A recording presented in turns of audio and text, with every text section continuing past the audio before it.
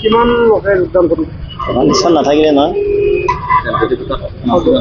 আজি আমাৰ ভাৰতীয় জনতা পাৰ্টিত বহুদিনীয়াকৈ কংগ্ৰেছ কৰি থকা প্ৰাক্তন কংগ্ৰেছী নেতা হৰেণ কলিতা, অন্য এজন সন্মানীয় ব্যক্তি মণ্ডল কংগ্ৰেছৰ সভাপতি ভৰত কলিতা প্ৰমুখ্যে প্ৰায় শতাধিক কংগ্ৰেছ কৰ্মী ভাৰতীয় জনতা পাৰ্টি ভাৰতীয় জনতা পাৰ্টীত যোগদান কৰিছে।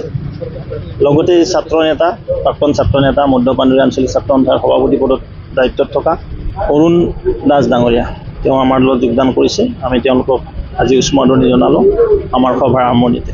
মূলতঃ পঞ্চায়ত নিৰ্বাচন কেন্দ্ৰ কৰি এইখন সভা পিছত কৈ আছোঁ। কিন্তু কালি এটা কথা ক'লে যে নিৰ্বাচনটো পিছুৱাব বুলি। নিৰ্বাচন পিছুৱাই, সেইটো নিৰ্বাচন আয়োগৰ কথা। আমিতো দলৰ সংগঠনৰ কামেই কৰি যাম। সেইটো আমাৰ চৰকাৰ বা হাইকোৰ্টৰ লগত আমি ৰখি নাথাকোঁ, আমি সংগঠন কৰি যাম নহয়।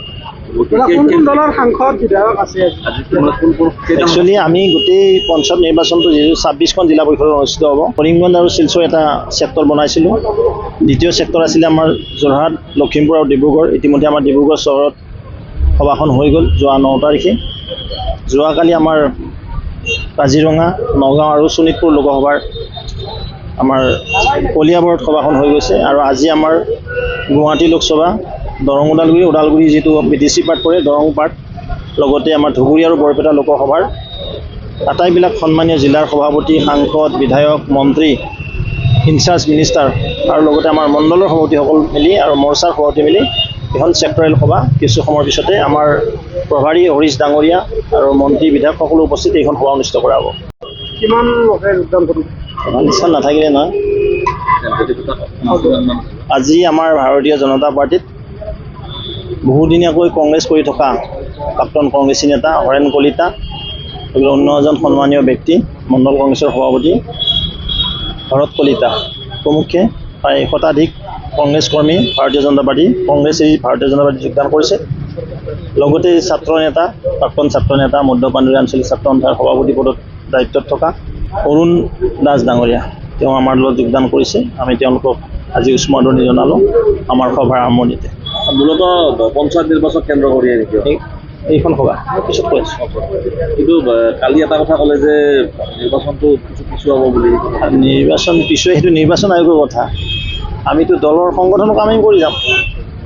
সেইটো আমাৰ চৰকাৰ বা হাইকোৰ্টৰ লগত আমি ৰখি নাথাকোঁ, আমি সংগঠন কৰি যাম নহয়।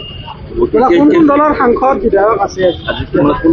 একচুৱেলি আমি গোটেই পঞ্চায়ত নিৰ্বাচনটো যিহেতু 26খন জিলা পৰিষদত অনুষ্ঠিত হ'ব, কৰিমগঞ্জ আৰু শিলচৰ এটা চেক্টৰ বনাইছিলোঁ।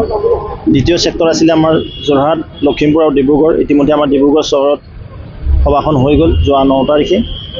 যোৱাকালি আমাৰ কাজিৰঙা, নগাঁও আৰু শোণিতপুৰ লোকসভাৰ আমাৰ কলিয়াবৰত সভাখন হৈ গৈছে। আৰু আজি আমাৰ গুৱাহাটী লোকসভা, দৰং ওদালগুৰি যিটো BTC পাৰ্ট পৰে, দৰং পাৰ্ট, লগতে আমাৰ ধুবুৰী আৰু বৰপেটা লোকসভাৰ আটাইবিলাক সন্মানীয় জিলাৰ সভাপতি, সাংসদ, বিধায়ক, মন্ত্ৰী, ইনচাৰ্জ মিনিষ্টাৰ আৰু লগতে আমাৰ মণ্ডলৰ সভাপতিসকল মিলি আৰু মৰ্চাৰ সভাপতি মিলি এখন চেক্টৰেল সভা কিছু সময়ৰ পিছতে আমাৰ প্ৰভাৰী হৰীশ ডাঙৰীয়া আৰু মন্ত্ৰী বিধায়ক সকলো উপস্থিত এইখন সভা অনুষ্ঠিত কৰা হ'ব। যিকোনো খবৰৰ বাবে যোগাযোগ কৰক 7099017330 লগতে 7099017110 নম্বৰত।